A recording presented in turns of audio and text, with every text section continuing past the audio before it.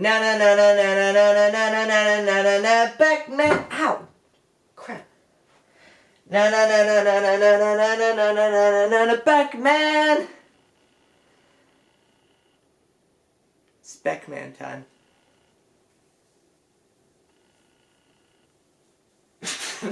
Guys, Beckman is finally upon us. 2020 is officially better. I didn't say good, I just said better. Jesus was God's first gift to the world. Beckman was his second. Because this movie is amazing. So before this review starts, I should probably explain to all of y'all why Beckman is so important to me, and why he should be important to you too. Basically, it all started when I found the trailer for this movie. This guy is serious. He's a real psychopath. I looked into it. Pay close attention. My name is Aaron Beckman. And after I watched that interesting trailer, I thought to myself, oh, this is gold. It's a Christian ripoff of John Wick and Taken. Like, this is gonna be so bad that it's gonna be good. So I went around and told all of my friends about this movie, all 2 of them. I'm just kidding. I have lots of friends. I have so many friends. I have lots of friends. I talk to people because I have friends. I talk to people and I have lots of social interactions because I have friends and I have people I talk to because I talk to a lot of people and I have lots of friends. I have so many friends. Obviously, 2 is just a joke because I have lots. I have so many friends. It's not like I wouldn't have friends now because I have so many of them. I have all of the friends. I have them all. They're in my basement. I have all the friends. Oh, I mean, just kidding. If I had hostages, Beckman would come and kill me. So, just admitting that was a joke, guys. That was a joke.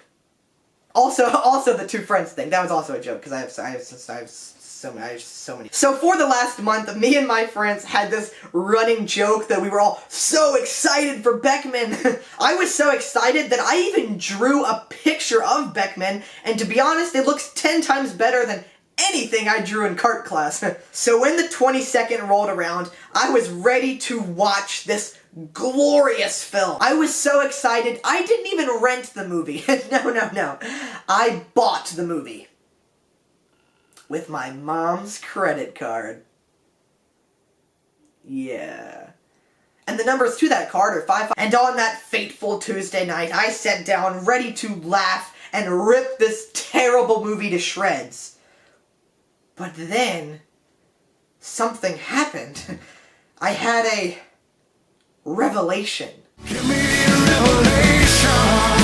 Show me what to do. As I watched this film, I enjoyed it.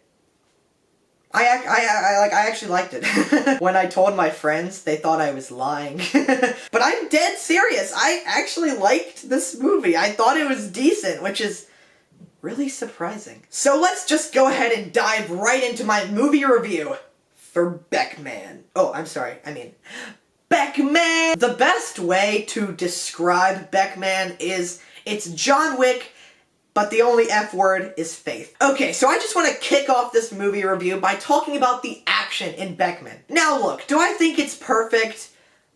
No, I don't. Sometimes it's very awkward and pretty darn janky. And yes, sometimes it does just look like 2 old guys going like, "Grah!" But I'm gonna be honest, most of the action is pretty good for what it is. I actually think the trailers made the action look worse than it is in the actual movie. Because there is actually some really fun action in Beckman, and I was just surprised how much fun I had with some of the set pieces. Now obviously this movie takes inspiration from Taken, and I'm being dead serious when I say this. I think a lot of the action in Beckman is actually better shot than a lot of the action in Taken 2 and 3. Because Beckman actually uses some creative camera movements and a cool wide shot every now and then. Meanwhile, the Taken sequels just take their action and go chop, chop, chop, chop, chop, chop, chop, chop, chop. They just chop, chop, chop, chop, chop, chop. They chop it all to pieces.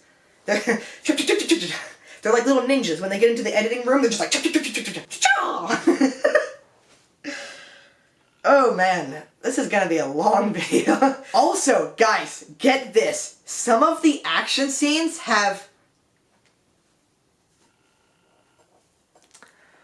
blood.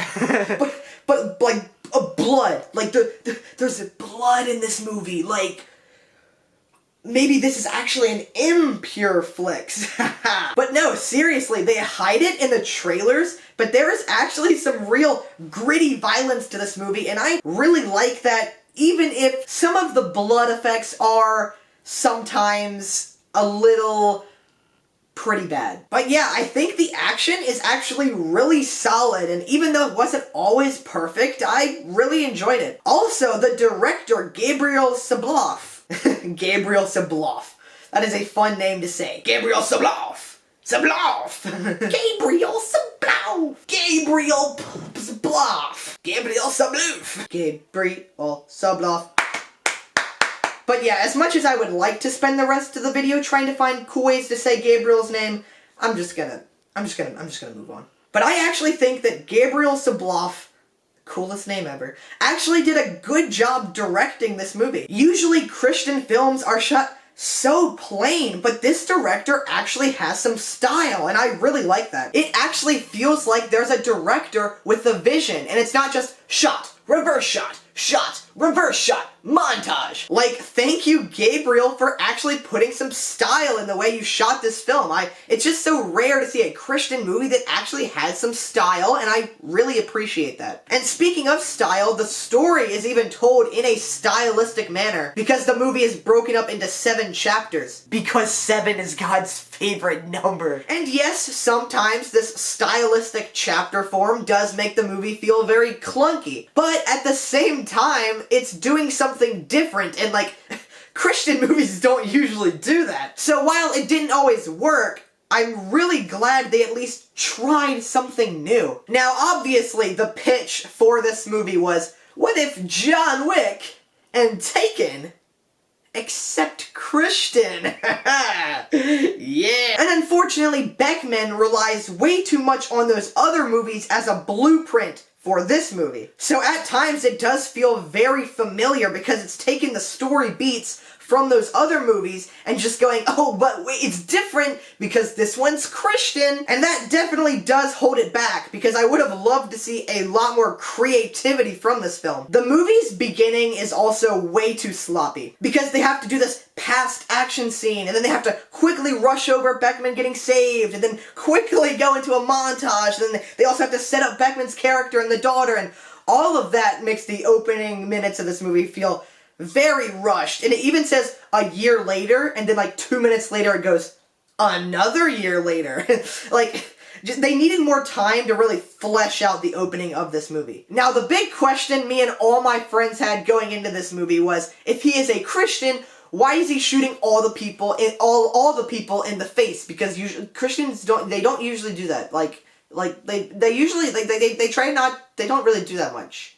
They don't really shoot people in the face that often, only on Thursdays. Where am I going with this? That went on way too long. But as I watched this movie, I was actually really surprised to see they actually used this sin he's doing as his character arc, and it actually teaches a cool lesson about revenge and mercy. Basically, the story of Beckman is he used to be a very highly regarded assassin, but he has since become a pastor, but a pastor that is dealing with the guilt of what he has done back when he was this assassin. And that, honestly, is a pretty interesting character. Like, I'll be honest, that's kinda cool. But when his daughter gets taken, he reverts back to his old assassin self and sets out for revenge, even though he knows he is sinning. Because we all know that does break the 7th commandment, thou shalt not shoot anyone in the face. I mean, everyone knows that's definitely what it says. Now, I'm about to give away some Beckman spoilers, and I'm only giving you guys a warning because I know you all definitely care about Beckman spoilers. I mean, who wouldn't? Who wouldn't care about Beckman's spoilers? I mean, everyone cares. Everyone does. It's not just me. Everyone cares. But basically, by the end, Beckman's arc is completed when he gets to the villain and chooses not to kill him and just says, no, you have to live with yourself. Judgment will come soon for you. And like, I'm just like, It's like, don't even tell me that that's not cool, okay? That is freaking cool, okay? Don't even tell me. Don't even tell me that that is, like, not cool, because that is probably the coolest thing ever said in a movie ever of all time. Like, that is so cool, and I would know, because I am also very cool. Like, I'm so cool. I have 2 friends. But yeah, his arc is actually pretty interesting, and I like how it ends with him deciding to get rid of the revenge and the assassin part of his life and fully focus on becoming the pastor. Also, the score of the movie is actually pretty good, and it accompanies a lot of the scenes very well. Like, I am definitely gonna be bopping to that Beckman soundtrack when it comes out, am I right? Even if I'm the only one bopping to it, I'm still gonna be bopping. Another negative with this film is the sound design. Like, some of the punches come too early. Like, as he's swinging his fist, you hear the sound. Like, that's not how sound works, silly. Silly Beckman doesn't even know how sound works.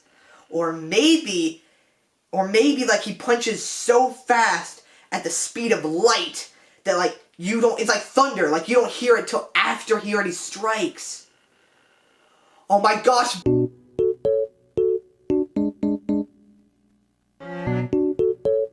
Okay, but, like, seriously, some of the sound design is kind of off. Especially at the end. Like, I don't know if it was just my TV, but, like, the villain was talking and his lips were not moving right. Like, they weren't moving right. His lips, they weren't moving right. And since we're talking about the villain at the end, he basically gets no screen time and his satanic cult just comes out of nowhere. Because the whole movie is pretty grounded from the gunfights and the hand-to-hand. But then when you get to the end and this guy has like a satanic cult and he's all like, we will slay the girl, and the wind will take the blood through the fire, and it will release the devil. And I was just like, whoa, where did that come from? It just felt very tonally out of place, and it definitely should have been set up better. Also, just to point out a missed opportunity, I think Beckman should have walked up to a bad guy and said, my God's not dead, but you are. And then shot him right in the head. Now that would have been cool. and I know what cool is, because I'm very cool, and I have lots of friends. I have so many friends. Now guys, look, I would have never expected this. Like, I just can't believe this is real. But Beckman ends with a sequel tease. We could get Beckman 2. Like, imagine a Beckman 2. 2 Beck. Too Furious. Or you know what? I'm so desperate, I'll even take a prequel. Maybe Beck Boy. Maybe Beck Boy, huh? That's a great idea. And I came up with it, so you know it's good. The universe won't give me Playing with Fire 2, so please, give me Beckman 2, please. Oh, pretty please with sprinkles on top, give me Beckman. I am actually gonna start praying for this, guys. I needed Beckman 2, okay? I need it. Watch the gosh darn movie so we can get the movie Beckman 2. Electric Becca Googaloo. No, wait, no. Electric Becca Googaloo. Belectric Beck Boogaloo. That's what it should be called. It just rolls right off the tongue. Like, there it goes. Rolled right off. It's now on the floor now. I'm sure you guessed by now that was not in the script. But I'm gonna make sure that stays in there, because that is so funny. I'm such a goofball. But seriously, I'm glad this movie exists, because I don't want to see Christian filmmakers just make the same movie over and over and over. I want them to experiment, and I think Beckman is a really interesting Christian movie experiment, and I hope it pays off and gives us more out-of-the-box Christian movies like this one. I can't believe this, guys. I went into Beckman expecting garbage. And like, now I want to be Beckman for Halloween. Also, I do want to touch on one more thing. I saw some negative reviews for this film saying, how is this movie gonna save the atheist? How is this movie a good Christian example? My little boy watched it and then he killed 15 people. Okay, that last part of that review wasn't true, but you get what I'm saying. People are mad because they're saying, this movie isn't gonna save people, and this movie isn't a good Christian example. And I just want to say this. Beckman isn't trying to save people. Remember, he's shooting people in the face. That's like the opposite of trying to save people. But like, really? You're gonna say that Beckman isn't gonna save a person to Christ, but making movies like God's Not Dead, where we represent atheists as the most corrupt and evil people ever, oh yeah, that's gonna save them. Yeah, that makes a lot of sense. Now, Beckman has a very Christian message. But, unlike a lot of other Christian movies, Beckman doesn't beat you over the head with it till you understand. Instead, it just makes the message part of its theme and allows you, the audience, to pick up on it yourself. If this were made by some other Christian filmmaker who wasn't Gabriel Sabloff, they would probably personally beat the message of the movie into your head. Do you get the message? Revenge is bad! Ow. Now I feel like I rattled my brain. Well, I mean, if I had one, it would be rattled. But luckily I don't, so my head doesn't hurt at all. It definitely doesn't hurt at all from violently shaking it around for that visual representation of... What was it about again? I honestly can't remember. Well, guys, this has been my review of Beckman, and I think it may be one of my favorite Christian movies? How did this happen? Again, it's not a great movie, but it's a straight-to-DVD Christian action movie that I liked. Like, I can't believe those words are coming out of my mouth. Look, guys, I know that this video probably won't even do that good, but I am passionate about Beckman, okay? Don't you ever question my passion about Beckman. Do you understand? Sorry, guys, that was a little aggressive on y'all. I really appreciate y'all guys. I really appreciate y'all guys watching. But I really do want to spread the word about this movie because I want it to do good. Because I want to see more Christian filmmakers experiment and do more out-of-the-box Christian films like this. And I want a Beckman 2. Oh, please give me a Beckman 2. Oh, please. Maybe I am the only person on the face of the earth who actually enjoyed this movie, but I can't lie. I liked it. I mean, I literally can't lie. This is a Christian movie review. I can't do that. Anyways, thank you guys for watching, and make sure you subscribe, or else Beckman will find you, and he will witness to you. And if you say no, he'll kill you. So you better freaking subscribe. But then something happened. I had a revelation. Give me a revelation, show me what to do. I've been trying to find my way in a go. Do I stay here or do I need to move? 'Cause I've been trying to find my way in a go. Maybe I'll put that over the end card. That way, and everyone who watched to the end can get to see that glorious song performed by me. That was good water.